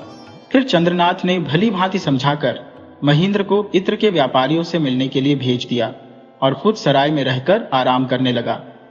महेंद्र ने चंद्रनाथ के बताए हुए पतों पर संपर्क करके अच्छे मुनाफे पर वह सारा इत्र बेच दिया और फिर वापस सराय में लौट आया। वापस आकर महेंद्र ने देखा कि उसके दोस्त की तबीयत और भी ज्यादा खराब हो चुकी थी। तब चंद्रनाथ ने कहा, महेंद्र मेरे दोस्त, मुझे लगता है कि अब मैं ज्यादा दिनों तक जीवित नहीं रहूंगा, इसलिए तुम्हें मेरा एक काम करना होगा। मैं 4 महीनों के खर्च के लिए पैसा अपने पास रख लेता हूँ। बाकी पैसा तुम अपने कस्बे चांदपुर में ले जाओ और मेरे बेटे इंद्रनाथ को सौंप देना। उससे यह भी कह देना कि अगर मैं 4 महीने बाद जीवित लौट आया तो इस व्यापार का सारा धन उससे ले लूंगा, इसलिए धन में से एक कौड़ी भी खर्च न करें। महेंद्र ने कहा, यह सब तो ठीक है, किंतु तुम्हें इस हालत में छोड़कर मैं नहीं जा सकता। जिद मत करो महेंद्र, चंद्रनाथ ने उत्तर दिया। मैं यहाँ मरने के लिए नहीं, बल्कि अपनी बीमारी से लड़कर स्वयं को अच्छा करने के लिए रुक रहा हूँ। मुझे मालूम है कि बीमारी की दशा में अकेले रहना उचित नहीं है, किंतु अगले 5 दिनों के लिए मेरे पास ऐसी दवा है जिससे मैं बीमारी के किसी भी घातक हमले से बच सकता हूँ। महेंद्र ने कहा, किंतु फिर भी तुम्हारी देखभाल के लिए, तुम्हारी सेवा के लिए कोई ना कोई तो तुम्हारे पास रहना ही चाहिए मित्र। उसके लिए मैंने सराय के मालिक से कह दिया है, वह एक स्वामी भक्त नौकर का प्रबंध कर देगा। चंद्रनाथ ने समझाया। तब महेंद्र ने कहा, किंतु चंद्रनाथ, तुम्हारे पास तो बहुत पैसा है, क्यों ना तुम किसी वैद्य के मुंह पर ढेर सारा पैसा दे मारो, जिससे वह तुम्हें महीनों की जगह दिन और दिनों की जगह घड़ी 2 घड़ी में ही अच्छा कर दे। मुस्करी मत करो मित्र, चंद्रनाथ ने गंभीरता से कहा, जबकि तुम खुद ही कहते थे कि पैसा हर चीज का इलाज नहीं है। कुछ देर की औपचारिक बातों के बाद महेंद्र वापस लौटने को मान गया। महेंद्र के जाने के बाद चंद्रनाथ के कमरे में सराय के मालिक द्वारा भेजा गया एक नौकर आया। मेरा नाम रामू है मालिक, सराय के मालिक जी ने मुझे आपकी सेवा के लिए भेजा है। रामू, तुम यहाँ पर किसी वैद्य या हकीम को जानते हो तो मुझे वहां पर ले चलो। रामू एक बड़ा ही होशियार नौकर था। उसने तुरंत एक पालकी का प्रबंध किया और अपने मालिक चंद्रनाथ को वहां के एक बड़े ही प्रसिद्ध वैद्य के पास ले गया। तब वैद्य ने कहा, तुम्हें क्या तकलीफ है माशे? वैद्यराज, मेरे सीने में दर्द रहता है और ऐसा लगता है कि जान ही निकल जाएगी। तुम्हें एक नहीं बल्कि कई शिकायतें हैं। वैद्य ने कहा, निश्चित तौर पर तुम्हारा खाने पीने का समय ठीक नहीं है। कभी किसी वक्त तुम खाना खाते हो तो कभी छोड़ देते हो। आपने बिल्कुल सही कहा वैद्यराज, मेरे साथ ऐसा ही हो रहा है। तो सुनो, वैद्य ने कहा। चंद्रनाथ, टाइम से 40 मील दूर एक पहाड़ी प्रदेश है गिरिवन। तुम वहां जाकर 1 महीने तक रहो। साथ ही मैं तुम्हें कुछ औषधियां दे रहा हूं। यकीन मानो, सिर्फ 1 महीने में ही तुम्हारी बीमारी ऐसे गायब हो जाएगी जैसे गद्दे के सिर से सीन। वैद्य जी, मैं आपकी हर बात मानने को तैयार हूं, बस आप किसी तरह मुझे शीघ्र स्वस्थ कर दीजिए। गिरिवन की जलवायु और वहां का स्वास्थ्यवर्धक पानी तुम्हें बहुत ही जल्दी अच्छा कर देगा। फिर वैद्य जी ने चंद्रनाथ को महीने भर की औषधियां दी और परहेज बताए। अंत में पुनः गिरिवन जाकर रहने की सलाह दी। चंद्रनाथ रामू को साथ लेकर उसी रोज गिरिवन के लिए रवाना हो गया। गिरिवन का इलाका वास्तव में बड़ा खूबसूरत था। वहां एक बहुत ही अच्छे मकान में उसके रहने का प्रबंध किया गया। चंद्रनाथ वहीं रहकर स्वास्थ्य लाभ लेने लगा। गिरिवन में रहते हुए उसे 15 दिन हो गए। वह काफी हद तक स्वयं को स्वस्थ महसूस कर रहा था। 16वें दिन जब चंद्रनाथ अपने बाग में टहल रहा था तो अचानक उसे किसी के गाने का स्वर सुनाई दिया। वह सोचने लगा, कितनी मीठी आवाज है, कौन गा रहा है, जरा चलकर देखूं तो सही। जब वह गाने की आवाज की दिशा में चला तो उसने देखा कि एक अंधी भिखारिन वहां पर बैठी हुई भजन गा रही थी। वो एकाएक चुप हो गई। अरे, तुम चुप क्यों हो गई? गाओ ना, चंद्रनाथ ने कहा। क्षमा कीजिए, मैं सिर्फ अपनी मर्जी से और अपने सुख के लिए गाती हूँ। अरे, हम मुफ्त में गाने को नहीं कहते, हम तुम्हें पैसे भी देंगे। मुझे पैसों की जरूरत नहीं है सेठ जी, पैसे देकर आप किसी और से गवा लीजिए, किंतु हमें तो तुम्हारा ही गाना सुनना है। तो ठीक है, मेरे गाने का इंतजार कीजिए। मैं गाना गाती जरूर हूँ, परंतु अपनी मर्जी से, किसी और की मर्जी से नहीं। अजीब हो तुम, अंधी हो, भिखारिन भी हो, फिर भी इतना घमंड। जानती हो, पैसा बहुत बड़ी चीज है। पैसे से हर चीज खरीदी जा सकती है, सारे सुख इकट्ठे किए जा सकते हैं। नहीं सेठ जी, पैसा हर चीज का इलाज नहीं है। पैसे से सारे सुख नहीं खरीदे जा सकते। अरे तुम क्या जानो पैसे की ताकत। हम बीमार थे, हमने पैसा खर्च किया और ठीक होते जा रहे हैं। गलत ख्याल है आपका। आप पैसे की ताकत से नहीं, बल्कि वैद्य राज की दवाएं और उनकी सलाह व परहेज के कारण ठीक हो रहे हैं। अरे तुम तो हमारे बारे में बहुत कुछ जानती हो। जी हाँ, आपके नौकर रामू से मेरी थोड़ी सी बोलचाल हो गई है। उसे भी मेरा गाना बहुत पसंद है। ओहो, तो उसे भी तुम अपना गाना सुनाती हो? फिर हमें सुनाने में कैसा ऐतराज है? हम तुम्हें बहुत सा पैसा भी देंगे। सेठ जी, आप फिर से पैसों का रौब दिखाने लगे। यदि आपको पैसों का इतना ही घमंड है तो आप पैसों से मुझे आंखें दिलवा दीजिए, मेरी मरी हुई माँ को जिंदा करवा दीजिए, फिर मैं आपको गाना अवश्य सुनाऊंगी। अंधी भिखारिन की बातें सुनकर चंद्रनाथ एकदम मौन हो गया। फिर उसने कहा, पैसा बहुत बड़ी चीज है, मगर हर समस्या का समाधान नहीं है। पैसे से सब कुछ नहीं खरीदा जा सकता बेटी। बेटी? आपने मुझे बेटी कहा? तो फिर पैसों की बात अब बिल्कुल मत कीजिएगा। मैं आपको गाना सुनाने के लिए वैसे ही तैयार हूँ। उस दिन के बाद से जब भी चंद्रनाथ ने फरमाइश की, अंधी भिखारिन उसे गाना सुनाती थी। जब वह पूरी तरह से स्वस्थ हो गया तो वह वापस लौटने के लिए तैयार था। वह अंधी भिखारिन के पास गया और कहने लगा, तुम हमारे साथ चलोगी बिटिया? कहाँ? जहां भी हम कहें। तुम हमारे साथ हमारी बेटी बनकर रहोगी। बेचारी अंधी भिखारिन सुजाता को इतना प्यार कभी किसी से नहीं मिला था। पिताजी, आप मेरे पिताजी हैं। हाँ बेटी, आज से तुम मेरी बेटी हो। फिर एक दिन चंद्रनाथ रामू और सुजाता के साथ पूरी तरह से स्वस्थ होकर वापस गिरिवन से लौट पड़ा। जब वे रास्ते से गुजर रहे थे तब रात के समय वे एक जंगल से गुजरे। सुजाता ने कहा, पिताजी, इस जंगल से भयानक आवाजें आ रही हैं। मेरे ख्याल से हमें आगे सफर नहीं करना चाहिए, बल्कि इसी जंगल में पेड़ों पर चढ़कर यह रात सुरक्षित गुजारनी चाहिए। तुमने ठीक कहा बेटी, तुम्हारी बात बिल्कुल सही है। फिर उन लोगों ने अपने सामान को जंगल में छिपाया और पेड़ पर चढ़ गए। स्वयं लाला चंद्रनाथ भी एक पेड़ पर चढ़ गया और वे सभी रात बीतने का इंतजार करने लगे।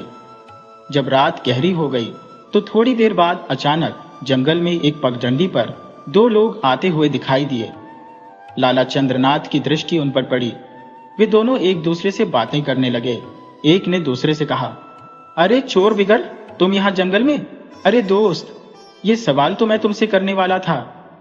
भाई, मैं तो लाला इंद्रनाथ के यहाँ पर डाका डालने जा रहा हूँ। सुना है उसके बाप चंद्रनाथ ने अपने दोस्त महेंद्र के हाथ बड़ा धन कमाकर भेजा है। कमाल है, आज तो मैं भी लाला इंद्रनाथ के यहाँ पर ही चोरी करने के इरादे से निकला हूँ। तब तो एक से बेहतर दो है। हम दोनों साथ साथ धावा बोलते हैं। जो कुछ भी मिलेगा आपस में बांट लेंगे। और एक बात याद रखना, अगर उस घर में चोरी करने में कोई परेशानी हुई तो हम पूरे परिवार को खत्म करने से भी पीछे नहीं हटेंगे। और यह बातें करते हुए दोनों चोर वहां से निकल गए। लाला चंद्रनाथ उन दोनों की बातें पेड़ पर बैठा हुआ सुन रहा था। वह बेचैन हो गया। सोचने लगा, उफ, ये दोनों खुखार चोर मेरे ही घर में चोरी करने जा रहे हैं। अब मैं क्या करूं? कैसे इन्हें रोकूं? इनका मुकाबला तो सिर्फ राजा के सैनिक ही कर सकते हैं, और उन्हें बुलाने के लिए मुझे दिन होने का इंतजार करना पड़ेगा, और तब तक मैं लुट जाऊंगा। लाला चंद्रनाथ अभी तक इन घटनाओं पर विचार कर ही रहा था कि अचानक उसे फिर से कुछ आवाजें सुनाई दी। उसने देखा, दो व्यक्ति जो कि लंबे चौड़े और अत्यंत खतरनाक प्रकृति के थे। उनके हाथों में हथियार थे। उनमें से एक ने कहा, हाँ भाई भूतनाथ, हमें यही इसी जंगल में ठहरना होगा। हाँ भाई, लाला इंद्रनाथ का पिता इसी जंगल से आएगा। दुआ करो कि वह अकेला हो, तब हमें उसे मारने में कोई कठिनाई नहीं होगी। लेकिन यदि वह अकेला नहीं भी हो तो भी हमें उसे समाप्त करना होगा। इंद्रनाथ ने अपने पिता को मारने के लिए हमें 10,000 स्वर्ण मुद्राएं दी है।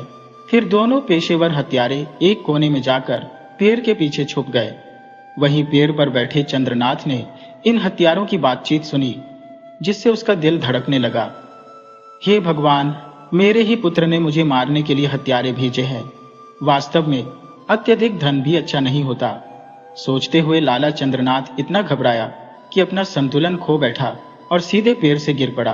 जब दोनों हत्यारों ने लाला चंद्रनाथ को गिरते देखा तो वे चौंक गए और उसे पहचान कर उसे मारने के लिए तैयार हो गए। देखो, यह इंद्रनाथ का पिता चंद्रनाथ ही है, चलो इसे समाप्त कर देते हैं। तभी पेड़ के ऊपर छिपा हुआ रामू उन पर टूट पड़ा और उनकी अपनी ही तलवार से उन पर हमला कर दिया। अचानक हुए इस हमले से वे दोनों संभल नहीं पाए और रामू ने उन्हें मौत के घाट उतार दिया।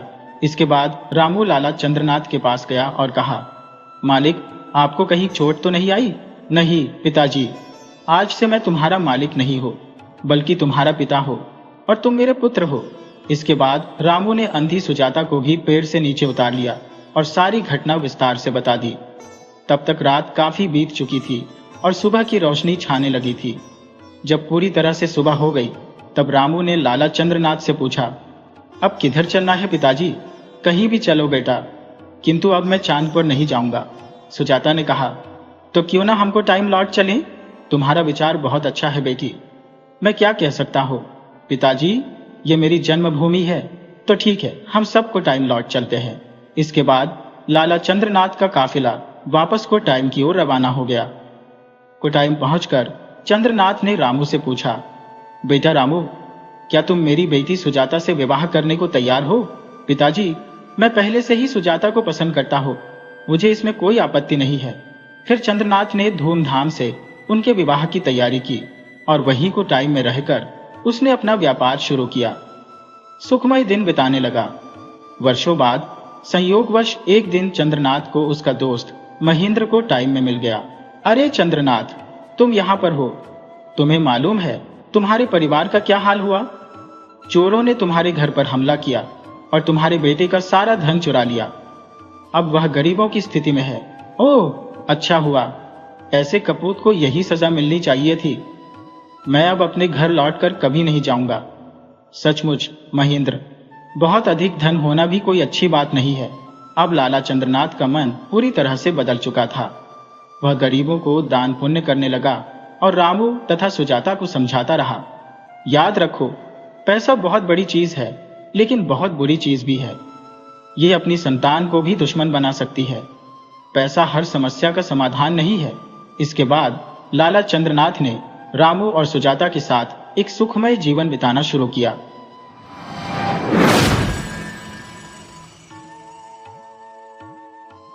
वीडियो अच्छी लगी हो तो इसे लाइक करें और ऐसी ही मज़ेदार कहानियों के लिए चैनल को सब्सक्राइब करें और बेल आइकन दबाएं। ज़्यादा से ज़्यादा अपने दोस्तों को शेयर करें। धन्यवाद।